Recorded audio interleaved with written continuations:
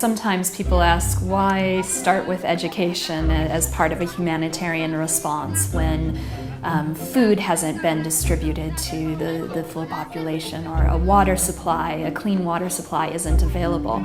Well, my answer to that would be a school can be an environment that is protective for children and for their families to know that children are in a safe place.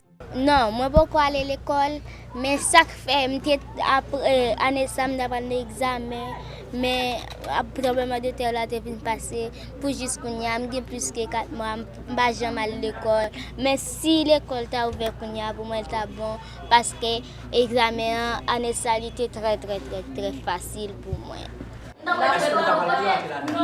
It is an environment where they can learn about the threats that they're facing and how to cope with them, and at times bring that information back to families and to their community. The longer that children are out of school, the less likely they are to ever return. Nous expliquer au tremblement de terre, c'est une faille qui était faite en bataille. Ça veut dire côté ça a passé plusieurs pays déjà. Ça veut dire que ça va faire nous camper l'école, pour nous continuer pour nous faire l'éducation et nous expliquer tout ça tremblement de terre là, pour ne pas peur ni pour pas craindre. Nous expliquer tous les tremblements de terre là, si c'est un dans Kaili pour ça pas fait, pour un mal va t'arriver.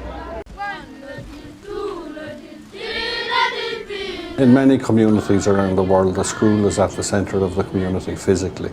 It's also a place that offers opportunity for all sorts of other community activities.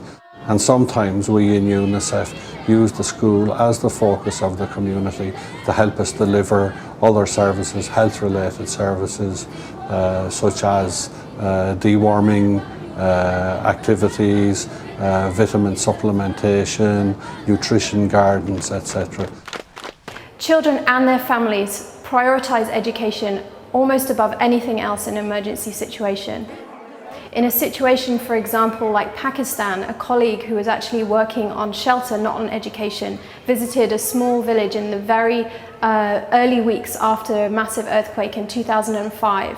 When they asked the community what was their priority, what did they need help with from the international community, he was told that their priority was a mosque and a school, and that's what they wanted built.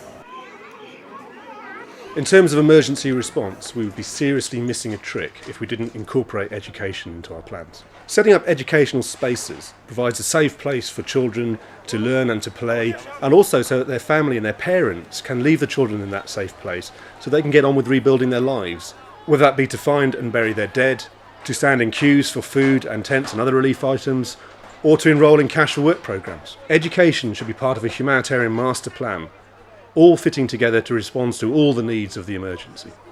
In an emergency, we try to work together with governments, with the Ministry of Education, and with a number of other actors to make sure that education is available.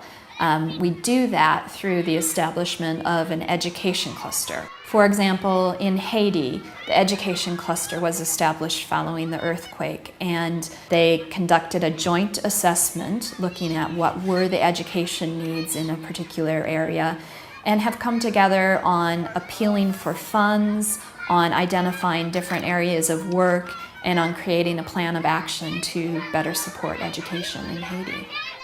This approach provides us with an opportunity to get people who share common goals and vision for education for children to work closer together and to build based on the different capacities of the different organisations.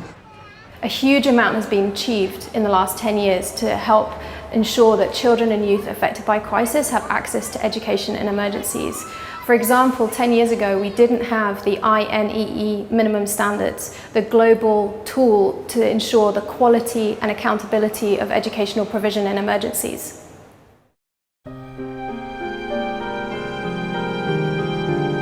Well, when there's been a major crisis like an earthquake or even a war situation that has damaged infrastructure, often schools are affected as much or more than other buildings. Mais comment l'école là les temps de l'église là est tombée, mais ça l'informatique là pas dire qu'a basé, c'est bagay qui t'en donne qui t'écrasé avec l'école là qui t'écrasé par des.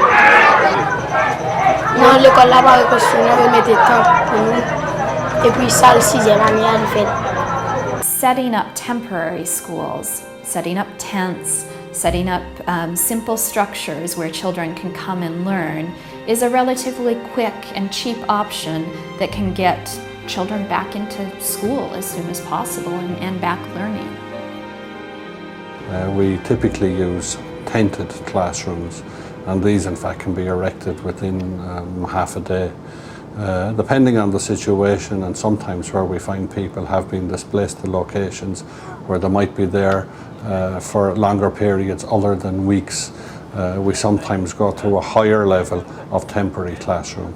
And this might be a classroom that's constructed using local materials, straw or grass, with a grass roof even, or sometimes grass walls with a corrugated iron roof. Okay,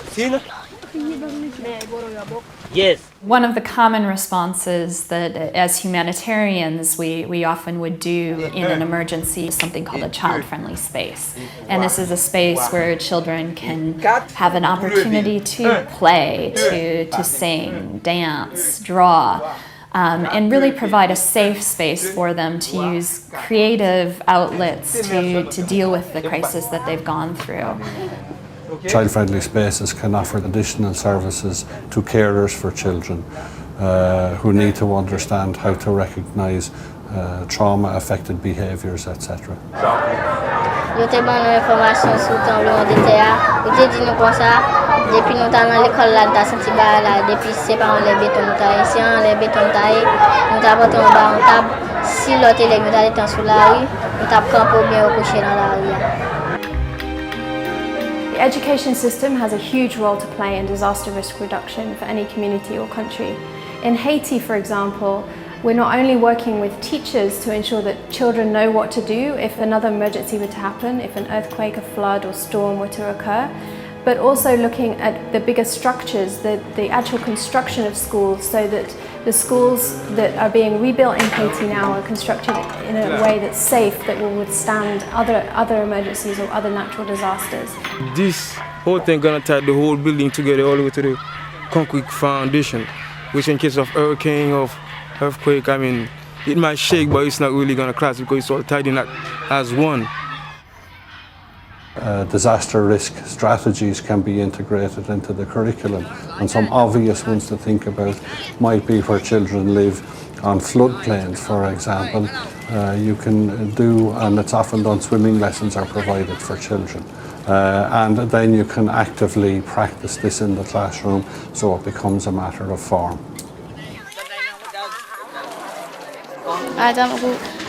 She came as soon as the phone jar, the middle of the get Tigabano, she was on here, and I made a mean so near solo, the Mima Colomos at the phone jar machine.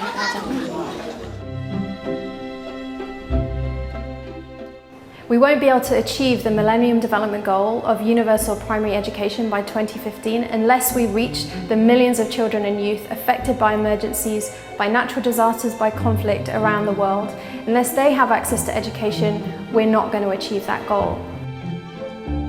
Obviously, there are constraints when responding to emergencies, and it takes time to build up the systems, the infrastructure to get all children back into school. I think at the end of the day, we will always have in our mind that we will work towards the achievement of getting all children into school.